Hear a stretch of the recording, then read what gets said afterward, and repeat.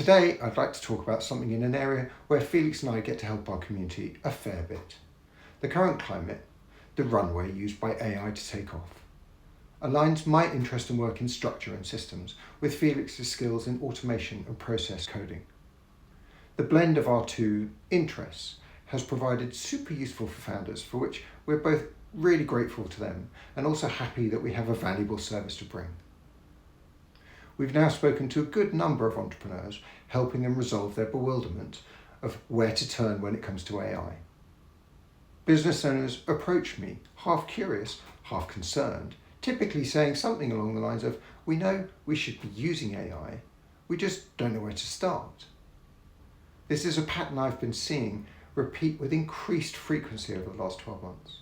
Of course, we think it's a tooling problem, but it isn't really. Things rarely are. You can't always get what you want. This is another clarity problem, really. So is AI an add-on or a redesign? Well, much of the current conversation around AI in business still sits at the surface level. Which tools to use, which subscriptions to buy, which prompts get the best outputs.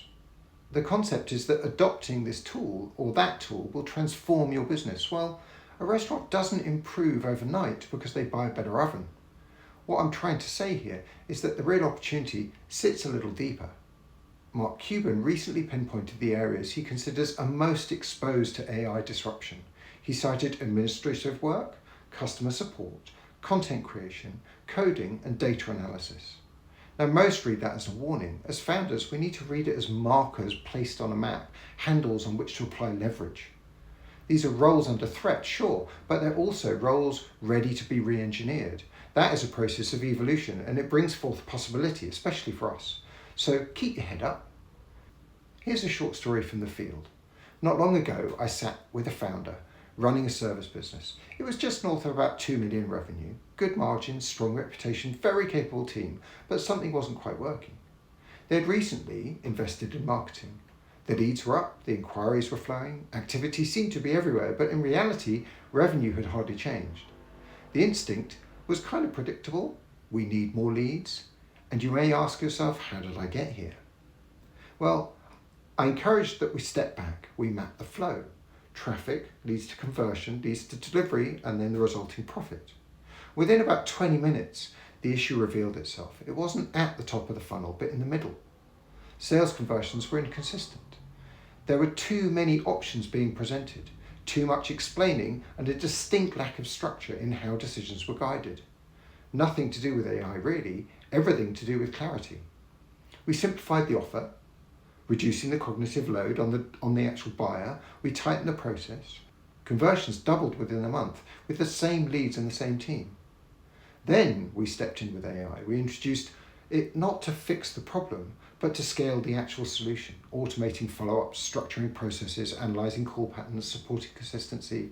AI didn't save the business, clarity did. AI amplified it, and the challenge then became capacity. O for spring when we test and measure, right? So where does AI create efficiency then? Well, if we strip away the noise, it becomes that there are 4 clear areas where AI tends to create efficiency. First is time compression. Tasks that once took hours can now take minutes. Admin, research, summaries, scheduling, reporting, etc. The second would be decision support. Patterns become visible, data becomes usable, and perhaps most importantly, the insight arrives earlier. Then third, we've got consistency of execution. Processes that require elements of variation become repeatable. Outputs are structured, variability reduces. And then fourth, scale without linear cost. Content, communication, and support can now expand without a proportional headcount. Each of these sounds obvious, right? But their impact is rarely considered systematically. When you compress time, improve decisions, standardize execution, something else happens. The bottleneck that used to hold you back moves to a whole different area of the business. There remains something really valuable about thinking and focus though. Okay, the shift that most founders are underestimating is that the constraints for them are less about effort. It actually becomes about focus and thinking. As AI removes friction from execution, the limiting factor becomes, what are we fighting for? Like, what are we actually trying to achieve? what matters most right now, and what does good exactly look like. This kind of judgment is actually something that successful entrepreneurs have always been good at. Those of us with an abundant mindset have always managed to leverage others into action and achieve strangely unbelievable things in the process. But the spring test and measure stage is all important. And apologies, I am thinking about spring a good deal now. It's the spring season for property, and those are a lot of the businesses I'm helping. So why do we test and measure? Well, at low speed, you can get away with poor techniques. You can correct kind of mid-turn, recover from those mistakes. At high speed, everything is amplified. Small errors become large ones or multiple ones very quickly, and precision really starts to matter. AI increases the speed of business, putting us into summer very, very quickly. And clarity is now completely non-negotiable. Now, let's not overcomplicate it. Most founders don't actually need a grand AI strategy. I know that's what the gurus are selling, but really, what we do need is a better way of thinking about our business. Here's a simple approach that I'm starting to see work, okay? Start with friction, not tools. Diagnose where work slows down, where tasks repeat, and where things get dropped. That is kind of your entry point, all right? Now we need to define the outcome before the action. Before using AI, be explicit. What does success actually look like? A good proposal, a clear email, a structured report. Without this, AI will just produce more noise. And remove before you automate. Efficiency applied to the wrong activity is still waste.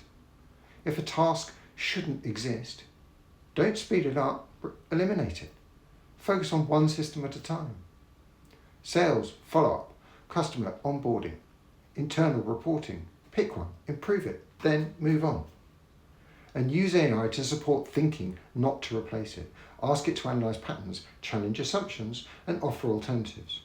Not just produce outputs. Thinking remains your most invaluable skill, so retain that bit. And review and refine matters as much as it ever did. Every system you improve should be revisited. What changed, what improved, what broke, this is where most of the value sits. None of this is actually complex, but it does require absolute discipline. And that's not always the thing that founders and entrepreneurs are best at. Now, before I go, there is a very big hidden risk, okay? It's kind of lurking in the background. It's subtle, but there is a trap emerging. As AI makes it easier to produce, businesses risk producing more just of the wrong things, right? More content that says little, more communication that lacks intent, more activity that feels like progress. Now, we've seen this before. Being busy, masquerading as effectiveness, we all know what that feels like, right? And we kind of see it in social media, where there's a lot more content, but most of it is absolute drivel. AI can, is, and will accelerate all of that in spades. The difference lies in how deliberately it is applied. So what's the opportunity in 2026? What do we actually think is happening to the world right now in terms of our business and AI? The advantage today is not access to AI. Everybody has that. The advantage is clarity of application. A founder who understands where their business actually creates value, where time is being lost, where decisions are being delayed, where customers experience friction. They'll use AI to remove constraints and improve flow.